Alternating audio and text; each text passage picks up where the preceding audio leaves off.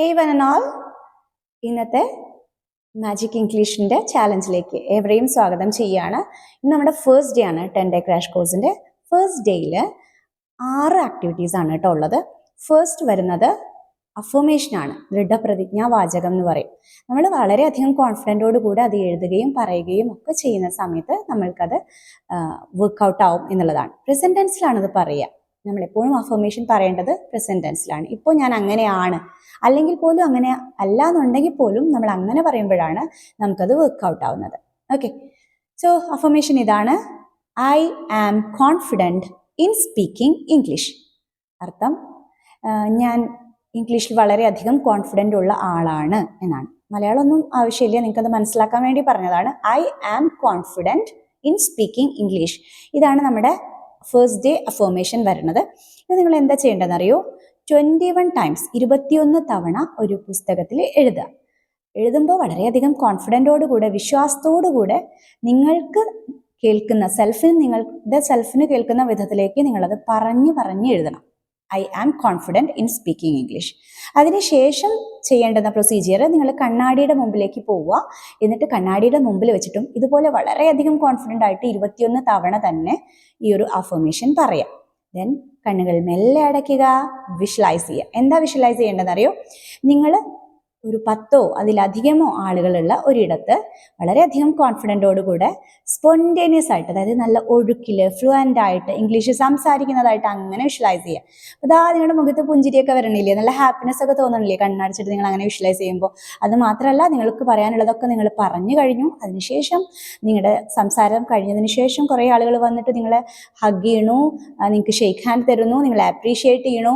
അടിപൊളിയായിട്ട് നന്നായിട്ട് സംസാരിച്ചല്ലോ, നല്ല കോൺഫിഡൻ്റ് ആയിട്ട് സംസാരിച്ചല്ലോ എന്നൊക്കെ പറയണം. അപ്പോൾ നിങ്ങളുടെ മുഖത്ത് പുഞ്ചിരി ഇങ്ങനെ വിരിയുന്ന ആ ഒരു മാക്സിമം ഡെപ്തിൽ, എത്രത്തോളം നിങ്ങൾക്ക് നന്നായിട്ട് കോൺഫിഡൻ്റ് ആയിട്ട് അത് ഫീൽ ചെയ്യാൻ പറ്റുമോ അത്രയധികം വിശ്വാസത്തിൽ നിങ്ങളത് ഫീൽ ചെയ്യാം. ഈ ഒരു പ്രൊസീജിയർ കഴിഞ്ഞു. പിന്നെ രാത്രി കിടക്കുന്നതിന് മുമ്പ് ഇതുപോലെ നിങ്ങളുടെ ബെഡിൽ ഇരുന്നിട്ട് 21 തവണ നിങ്ങൾ ഇതിങ്ങനെ കോൺഫിഡൻ്റ് ആയിട്ട് നിങ്ങളുടെ സ്വയം നിങ്ങൾക്ക് കേൾക്കുന്ന വിധത്തിലേക്ക് ഇങ്ങനെ 21 ടൈംസ് തന്നെയാണ് ഈ ഒരു അഫർമേഷൻ ചാൻറ്റ് ചെയ്യേണ്ടത്, അതായത് ഉരുവിടേണ്ടത്. ദെൻ ആ ഒരു വിശ്വാസത്തിൽ കണ്ണടച്ച് ആ ഹാപ്പി ഫീൽ, എനിക്ക് ഇന്ന് മുതൽ കോൺഫിഡൻ്റ് ആയിട്ട് ഇംഗ്ലീഷ് സംസാരിക്കാൻ പറ്റുന്നുണ്ട് എന്നുള്ള കോൺഫിഡൻസിൽ തന്നെ കിടന്നുറങ്ങാം. ഓക്കെ, അപ്പോൾ ഫസ്റ്റ് ആക്ടിവിറ്റി ഇവിടെ ഫിനിഷ് ആവുന്നുണ്ട്. രാത്രി കിടക്കുന്നിടം വരെ ഈ ഒരു ഒറ്റ ആക്ടിവിറ്റി അല്ല ഉള്ളത്. രാത്രി കിടക്കുന്ന സമയത്ത് ഈ ഒരു അഫർമേഷൻ നിങ്ങൾ ചാൻറ്റ് ചെയ്യുകയും അങ്ങനെ ഫീൽ ചെയ്ത് കിടക്കുകയും വേണം. ഇൻ ബിറ്റ്വീൻ ഈ ഒരു ഡേ മൊത്തത്തിൽ നിങ്ങൾക്ക് ചെയ്യാൻ മറ്റു ചില ആക്ടിവിറ്റീസ് കൂടെ ഉണ്ട്. ദാ വരുന്നു ആക്ടിവിറ്റീസ്. സെക്കൻഡ് ആക്ടിവിറ്റി എന്ന് പറയുന്നത് സെൽഫ് ഇൻട്രൊഡക്ഷൻ ആണ്. ഡീറ്റെയിൽഡ് ആയിട്ടുള്ളതൊന്നും വേണ്ട, വളരെ സിമ്പിൾ ആയിട്ടുള്ള സെൽഫ് ഇൻട്രൊഡക്ഷൻ ആണ്. അതായത് നിങ്ങളുടെ പേരും സ്ഥലവും മാത്രം നിങ്ങൾ ഒന്ന് മെൻഷൻ ചെയ്ത് സ്വയം പറഞ്ഞു നോക്കുക. നിങ്ങൾ ഈ ഒരു മാജിക് ഇംഗ്ലീഷ് ചാലഞ്ചിന് വേണ്ടി ഒരു ബുക്കൊക്കെ വെച്ചിട്ടില്ലേ, അതിനകത്ത് എഴുതിയും വെക്കാം. അത് എക്സാമ്പിൾ ഞാനൊരു 2 എണ്ണം പറയാം, അതുപോലെ മാത്രമേ പറ്റത്തുള്ളൂ, അങ്ങനെയില്ല. നിങ്ങൾക്ക് പറ്റണത് പോലെ നിങ്ങൾ ചെയ്യാം കേട്ടോ. I am Shapna, I am coming from Malappuram, അങ്ങനെ വേണമെങ്കിൽ പറയാം. My name is Shapna, I am from Malappuram, ഇങ്ങനെയും പറയാം. അതായത് സിമ്പിൾ ആയിട്ടുള്ള ഒരു സെൽഫ് ഇൻട്രൊഡക്ഷൻ പറയുക, എഴുതുക. That is the second activity. അടുത്തതായിട്ട് മൂന്നാമത്തെ ആക്ടിവിറ്റി വരുന്നത് 100 ഒബ്ജക്ട്സ് നിങ്ങൾ ടച്ച് ചെയ്യണം. അതായത് നിങ്ങളുടെ വീടിനകത്തുള്ളതാകാം, വീടിന് വെളിയിലുള്ളതാകാം, നിങ്ങൾക്ക് ടച്ച് ചെയ്യാൻ പറ്റുന്ന, തൊടാൻ പറ്റുന്ന പരമാവധി വസ്തുക്കളെ നിങ്ങൾ തൊടുകയും തൊടുന്നതിനോടൊപ്പം അതിൻ്റെ പേര് നിങ്ങൾ ഇംഗ്ലീഷിൽ പറയാൻ വേണ്ടി ശ്രമിക്കുകയും, ഈ 100 ഒബ്ജക്ട്സ് പറയുന്നത് മാത്രമല്ല, അത് നിങ്ങൾ ആ ഒരു മാജിക് ഇംഗ്ലീഷ് ബുക്ക്ലെറ്റിൽ നിങ്ങൾ എഴുതി വെക്കുന്ന ബുക്ക് ഉണ്ടല്ലോ, അതിനകത്തോട്ട് എഴുതി വെക്കുകയും വേണം. ഇതിൻ്റെ ഗുണം എന്താണെന്ന് വെച്ചാൽ, നമ്മുടെ സെൻസറി ഓർഗൻസ് ഇല്ലേ, 5 സെൻസറി ഓർഗൻസ് ഉണ്ട് അല്ലേ, പഞ്ചേന്ദ്രിയങ്ങൾ. അപ്പോൾ അതുകൊണ്ട് നമ്മൾ ഫീൽ ചെയ്യുന്ന ഓരോ കാര്യം, ടച്ച് ചെയ്യുന്നത്, കാണുന്നത്, കേൾക്കുന്നത്, രുചിക്കുന്നത്, മണക്കുന്നത്, ഒക്കെയാണല്ലോ സെൻസറി ഓർഗൻസ്. അതുകൊണ്ടെല്ലാം നമ്മൾ ഫീൽ ചെയ്യുന്ന കാര്യങ്ങൾ നമ്മുടെ മനസ്സിൽ അത്യാവശ്യം നിലനിൽക്കും എന്നുള്ളതാണ്. അതുകൊണ്ട് നിങ്ങളിപ്പോൾ ഒരു മേശയിൽ ടച്ച് ചെയ്തിട്ട് ടേബിൾ എന്ന് പറയുന്നു, നിങ്ങളുടെ കയ്യിലുള്ള ബുക്കിലേക്ക് ടേബിൾ എന്ന് എഴുതുന്നു. ന്യൂസ് പേപ്പറിൽ ടച്ച് ചെയ്യുന്നു, ന്യൂസ് പേപ്പർ എന്ന് പറയുന്നു, ന്യൂസ് പേപ്പർ എന്ന് എഴുതുന്നു. ഇങ്ങനെ 100 ഒബ്ജക്ട്സ് ഇന്ന് തന്നെ, നാളത്തേക്ക് വെക്കരുത്, ഇന്ന് തന്നെ 100 ഒബ്ജക്ട്സ്, 100 വസ്തുക്കൾ ടച്ച് ചെയ്യുക, അതിൻ്റെ പേര് ഇംഗ്ലീഷിൽ പറയുക, ദെൻ എഴുതി വെക്കുക. ഓക്കെ, ഇനി ഫോർത്ത് ആക്ടിവിറ്റിയാണ് ABCD. ഈ 4 അക്ഷരങ്ങളാണല്ലോ ഇംഗ്ലീഷ് ആൽഫബറ്റ്സിലുള്ള ഫസ്റ്റ് 4 ലെറ്റേഴ്സ് അല്ലേ.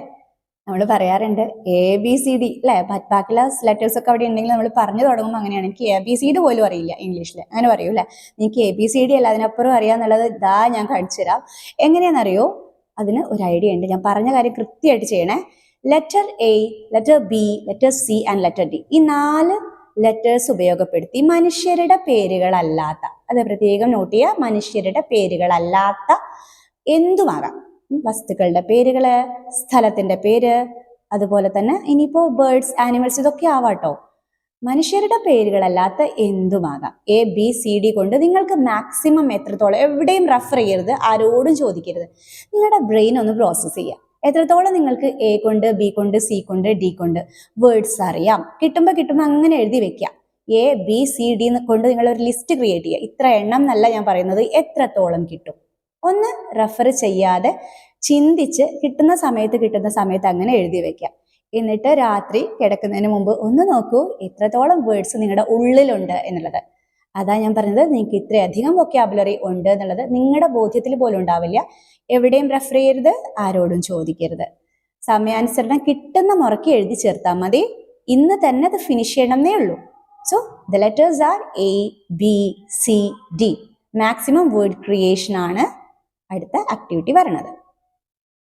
ഇനി 5th ആക്ടിവിറ്റി ആണ്. 5th ആക്ടിവിറ്റി ഇപ്പൊ നിങ്ങൾക്ക് എ ബി സി ഡി കൊണ്ട് വേർഡ്സ് എഴുതിയപ്പോൾ ആ ഒരു ഐഡിയ കിട്ടിയിട്ടുണ്ടാവും. അതേ ഒരു ഫോമാറ്റ് തന്നെ കീപ്പ് ചെയ്ത്, അതായത് നിങ്ങൾ ബേർഡ്സിന്റെ പേരുകൾ, പക്ഷികളുടെ പേരുകൾ, നിങ്ങൾക്ക് അറിയാവുന്ന പരമാവധി പക്ഷികളുടെ പേരുകൾ ചിന്തിക്കുക, എന്നിട്ട് അത് എഴുതാം. റെഫർ ചെയ്യരുത്. ഓക്കെ, നിങ്ങളുടെ മനസ്സിൽ എത്രത്തോളം അറിയാം, നിങ്ങൾക്ക് പെട്ടെന്ന് ഇപ്പോൾ എത്രത്തോളം ബേർഡ്സ്, അതിന് ലെറ്റേഴ്സ് ഒന്നുമില്ല, നിങ്ങൾക്ക് എത്ര ബേർഡ്സിന്റെ പേര് അറിയാം ഇംഗ്ലീഷിൽ, അതെല്ലാം ഇങ്ങനെ എഴുതി വെക്കുക. കിട്ടുന്ന സമയത്ത് എഴുതി വെക്കുക. എന്നിട്ട് ഇന്ന് രാത്രി കിടക്കുന്നതിന്റെ തൊട്ട് മുമ്പ് നോക്കുക നിങ്ങൾക്ക് എത്രത്തോളം ബേർഡ്സിന്റെ പേര് കിട്ടി എന്നുള്ളത്. റെഫർ ചെയ്യരുത്. നിങ്ങളുടെ ബ്രെയിൻ പ്രോസസ്സ് ചെയ്യാൻ വേണ്ടിയിട്ടാണ്, നിങ്ങളുടെ ഉള്ളിൽ നിന്ന് വൊക്കാബുലറി നമ്മൾ പുറത്തേക്ക് എടുക്കുകയാണ്. സോ മാക്സിമം ചിന്തിച്ചിട്ട് ഇന്ന് മുഴുവൻ ഈ ഒരു കാര്യങ്ങൾ ചിന്തിക്കുക, കിട്ടുന്ന സമയത്ത് എഴുതി ചേർക്കുക. നെയിംസ് ഓഫ് ബേർഡ്സ്, അതാണ് നിങ്ങൾ ലിസ്റ്റ് ചെയ്യേണ്ടത്. And this is the 6th and last activity for today. Okay, ഇന്നത്തെ അവസാനത്തെ ആക്ടിവിറ്റി എന്താണെന്നറിയോ? നമ്മൾ ഇന്നത്തെ ദിവസത്തെ ഒന്ന് സെലിബ്രേറ്റ് ചെയ്താലോ? സെലിബ്രേറ്റ് ചെയ്യാനിപ്പോൾ നമ്മളിത് പഠിക്കുകയല്ലേ അല്ലേ? പഠിക്കുന്ന കാര്യങ്ങൾ സെലിബ്രേറ്റ് ചെയ്യുമോ നിങ്ങൾ ചിന്തിക്കുന്നുണ്ടോ? നിങ്ങൾ ആലോചിച്ച് നോക്കൂ, നമ്മൾ ഏറ്റവും അധികം സന്തോഷത്തോടു കൂടെ സെലിബ്രേറ്റ് ചെയ്തിട്ടുള്ള ഓരോ കാര്യങ്ങളും നമ്മുടെ ജീവിതത്തിൽ നമ്മളിങ്ങനെ മനസ്സിൽ ഓർത്ത് വെക്കും അല്ലേ? അത് നമ്മുടെ ബർത്ത്ഡേ ആയിരിക്കും, ചിലപ്പോൾ നമ്മുടെ വെഡിങ് ഡേ ആയിരിക്കും, അല്ലെങ്കിൽ നമുക്ക് വളരെയധികം ഒരു അപ്രീസിയേഷൻ കിട്ടിയ ഒരു ഡേ ആയിരിക്കും, അല്ലെങ്കിൽ നല്ലൊരു അച്ചീവ്മെന്റ് കിട്ടിയിട്ടുള്ള ഒരു ഡേ ആയിരിക്കും, നമുക്ക് ചില ഓപ്പർച്യൂണിറ്റീസ് കിട്ടിയിട്ടുള്ള ദിവസമായിരിക്കും.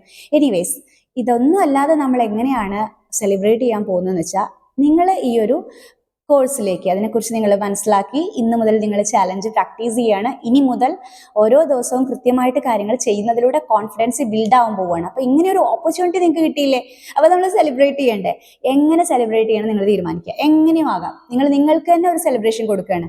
അത് പാട്ട് പാടിയിട്ടാകാം, അല്ലെങ്കിൽ ഡാൻസ് ചെയ്തിട്ടാകാം, എന്തെങ്കിലും ഒരു കേക്ക്, എന്തെങ്കിലും നിങ്ങൾക്ക് ഇഷ്ടമുള്ള സംഭവങ്ങൾ കുക്കിംഗ് ചെയ്തിട്ടാകും, പ്രിപ്പയർ ചെയ്യുക, എന്നിട്ട് ആർക്കെങ്കിലും കൊടുക്കുന്നതാവാം, അല്ലെങ്കിൽ സ്വീറ്റ്സ് വാങ്ങിയിട്ട് നിങ്ങൾക്ക് തന്നെ കൊടുക്കുന്ന പോലെ അങ്ങനെ ചെയ്യാം.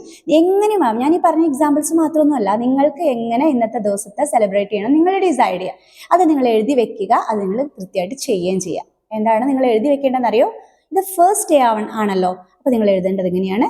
My first day of magic English is celebrated by dash. ഞാനിത് ഇങ്ങനെയാണ് ആഘോഷിച്ചത് അല്ലെങ്കിൽ ആഘോഷിക്കുന്നത് എന്നുള്ള കാര്യമാണ് ഫസ്റ്റ് ഡേ. ഒന്നുകൂടെ പറയാം, my first day is celebrated by dash.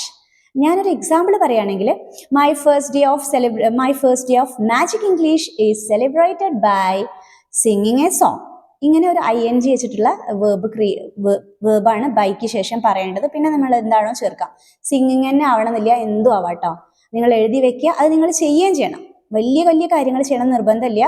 നിങ്ങൾ ഈ ഒരു ചാലഞ്ച് പരിചയപ്പെട്ടതോടുകൂടെ, ഇത് നിങ്ങൾ ചെയ്യാൻ തീരുമാനിച്ചതോടുകൂടെ, അങ്ങനെ ഒരു ഡിസിഷനിലേക്ക് നിങ്ങൾ എത്തിയതോടുകൂടെ നിങ്ങൾ സെലിബ്രേറ്റ് ചെയ്യാൻ നിങ്ങളുടെ മനസ്സിനെ തന്നെ, അപ്പോൾ നമ്മൾ നന്നായിട്ട് നമ്മൾ സെൽഫ് മോട്ടിവേറ്റ് ചെയ്യാണ്. നീ അടിപൊളിയാണ് കേട്ടോ, നിന്നെ കൊണ്ട് പറ്റൂ കേട്ടോ, അത്രയും കാര്യങ്ങൾ നമ്മൾ ചെയ്തു. എന്തൊക്കെ വിഷ്വലൈസേഷൻ ചെയ്തു, അഫർമേഷൻ ചെയ്തു, പലതും ടച്ച് ചെയ്തിട്ട് ഫീൽ ചെയ്തു, അത് പറയാൻ വേണ്ടി ശ്രമിച്ചു. ഇന്ന് തന്നെ എത്രത്തോളം ഇംഗ്ലീഷ് നിങ്ങളുടെ ഉള്ളിലുണ്ട് നിങ്ങൾ കുറേശ്ശെ ബോധ്യപ്പെട്ട് തുടങ്ങിയിട്ടുണ്ടാവും, ഇത് കൃത്യമായിട്ട് ചെയ്തിട്ടുണ്ടെങ്കിൽ. അതോടൊപ്പം ഇന്നത്തെ ഫസ്റ്റ് ഡേ സെലിബ്രേറ്റ് ചെയ്യാനും നിങ്ങൾ റെസ്പോൺസിബിൾ ആണ്. So do that. നാളത്തെ ഡേ 2 പ്രാക്ടീസായിട്ട് നമുക്ക് വീണ്ടും കണ്ടുമുട്ടാം. ഇനിയുള്ള ഓരോ ദിവസവും ഡീറ്റെയിൽഡ് ആയിട്ട് പറയില്ല, ഇത് ഫസ്റ്റ് ഡേ ആയതുകൊണ്ടാണ്.